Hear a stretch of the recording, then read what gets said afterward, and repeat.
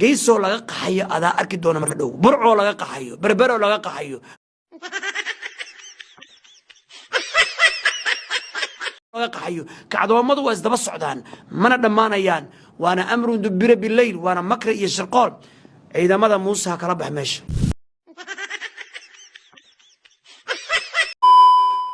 hargeysa iyo berbera iyo burca laga qaxaya anigu ma dhihin dabcasar ayaa dhahay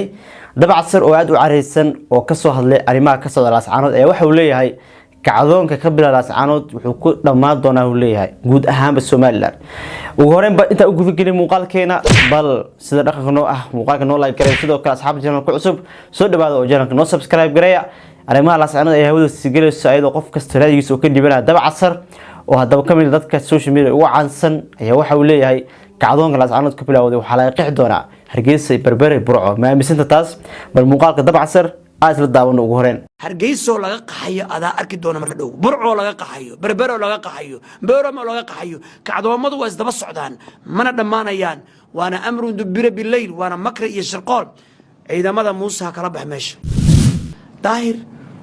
waa nin afduub ku haysta madaxda iyo dalka Soomaaliya afduub ku haysta baad buu ka qaataa baad buu ka qaataa daahir madaxtooyana waa ku fadhiya sirdoonkana waa ku fadhiya waxa uu leeyahay Daar Calisow oo arimaan la socdo de Soomaaliland taageersan madaxda afduub ku haystaayo lacag baad uu ka qaataa tamaamisinta adig yani Daar Calisow sidoo dagaalkan u bilowday wuxuu garab u ahaa Soomaaliland oo macnaha uu taageeri jiray intuu dagaalkan laascaanood uu socday war daahirow mudana waa ku salaamay dalkaada maamulay noo maamul hadda halkaas ay ku dambeysay doorashadii aan qabsanay Daar Calisow way ku dhamaatay madaxweynaha Soomaaliyana warda isku xishood walaalow isku xishood oo walaalka yaa ta kuma mucaaradeen doono waxna ka sheegi mayno warda wad daaratay kitaab baad ku dhaaratay ya warda beesha halkaas dalka xukuntooy war dalka idinka xukumo umada cadaalad u sameeya in Allah ya'muru bil 'adli wal ihsan war wasaarada dalka admaamushay tan baahanta waa power waa awood jirta way aan la inkiri karin waxaan arki doontaa ayadoo Soomaali ay ku tartanto ninka oo taageero ninka laascaanood jooga inuu madaxweyne noqdo am prime minister noqdo wuxuu leeyahay dadka laascaanood waa power awood bay leeyihiin waxay gaari doonaan inuu leeyahay heer oo ay go'aamiyaan qofka madaxweynaha Soomaaliya ka noqonayo sida darteed burco iyo berbera iyo hargeysa waxa la qixi doonaa ayuu leeyahay ninka dabcasar waxa muuqaalkiisa ka falceliyeen dad gaarayo 4,000 qof oo isku jiro reer Soomaaliland iyo dadka reer laascaanood hadalka dabcasar marka marumoobi kara oo dagaalkan laascaanood wala filaa yaabay goormu gaari doonaa berbera ilaa halkaas waa isku baaba'ayaan aakhirkana Muuse biixi ayadoon baryo ahayn oo maartay aan abaal loogu hayn buu baxaya ana hadda kule khaatumada deegaankeeda iyo ay ku maamulanaysa ayadoon baryo cidna iyo abaal ugu haynin daahir waa isku baaba'aya ever baa isku noqonaya baa isku noqonaya kadib Muuse biixi ciidankiisa waa baxaya waa sida uu leeyahay dabcasar horta dagaalka laascaanood ani xataa ilmaha mid si dheeleel ku istaagi doono ama mid inta loo istaago laba qof ay xali doonto ilmaha dagaalkan mid weyn oo balaaran oo macnaha meel walba gaari doono ayuu ila egyahay laakiin dabcasar sidoo leeyahay isaga wuxuu leeyahay dagaalkan waxa laga qixi doonaa burco berbera hargeysa yani meelahaas hadda waa nabad laakiin macquul way tahay dagaalku inuu gaaro oo dagaal haduu bilowdo meel buu gaari karaa hada dab maad milka kicis dabkaas wuu weynaanaya hadii la damin ilaa xaafado cusub uu gaaraya daahir amniga uu keenayo qadan qaran ba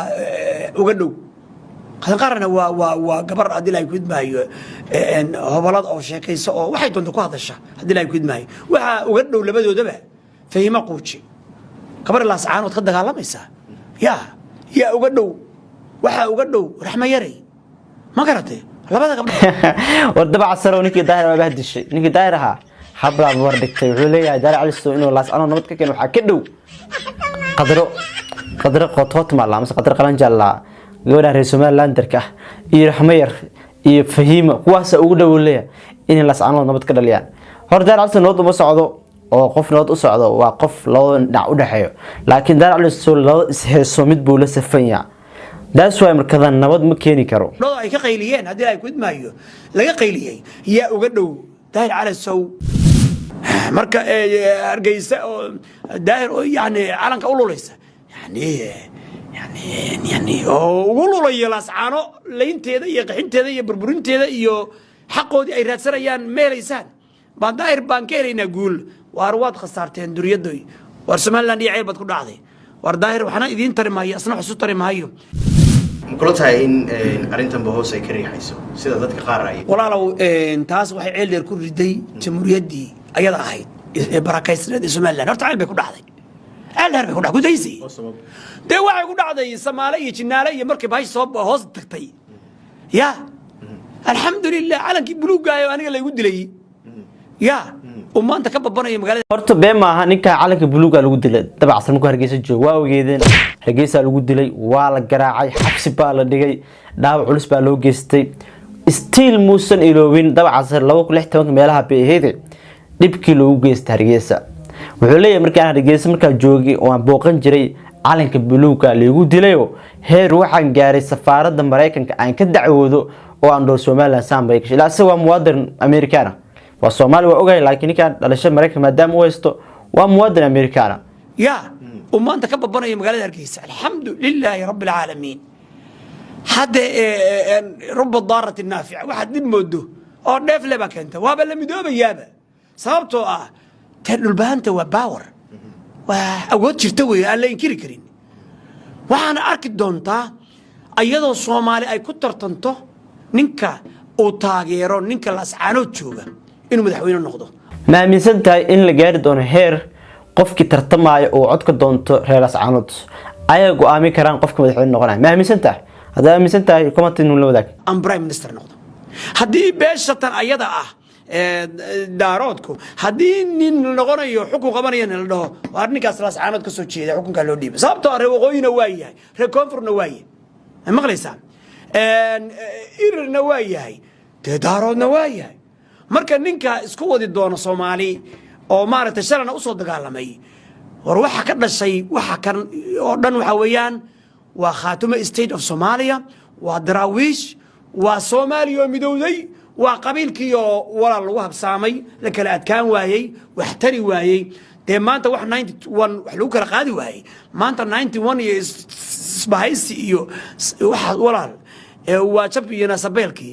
horta dabacsan hadalkiisa qaar kamid waa run oo maanta ma jiro qabiil ka wad badan yaani laascaanood tusaalada waxa ka socdo kale shacabka laascaanood Soomaaliland marwaan isaga wuxuu leeyahay marka hadii qabiil uu qabiil kale u talin karo 91 ka la isku tari lahaa oo markaas waa ogeedeen 100 qabiil isku dhacay waxba la iska qaadi waayay kadibna qoryaha la dhigay marka waa sax oo qabiil maanta qabiil kale ka awood badan oo awood u sheegi karo oo xog ku maamuli karo ma jiro sida aaminsana laascaanood leema anyway meel walba gudaha Soomaalida ka tirsan oo hadana inta la soo socdo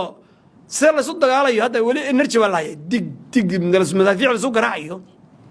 2 bilood 3 bilood 4 bilood ciyalka yarka markay dagaalaan oo lagdamaan oo dagaalamaan oo isciijiyaan marka dambe mid walba dhinac inta u dhawaardaan isdayno ayaa kala tagay min halkaas u dhaqaaqay min halkaas waa isku baaba'ayaan aakhirkana musabbixi ayadoon barya ahayn oo maaragtay aan abaal loogu hayn buu baxaya ana hadda kule waa la isku baabaya wali waa la lagdamaya laascaanood iyo SSC iyo SNM Somaliland markay islagdaan isdagaalaan baaba iska dhigaan oo loo kala dhacaan musabbixi wuxuu leeyahay warnimo waa iga adkaateen ciidanka iyo soo saaro waa sidoo dabacsan leeyahay adiga ma aaminsan taas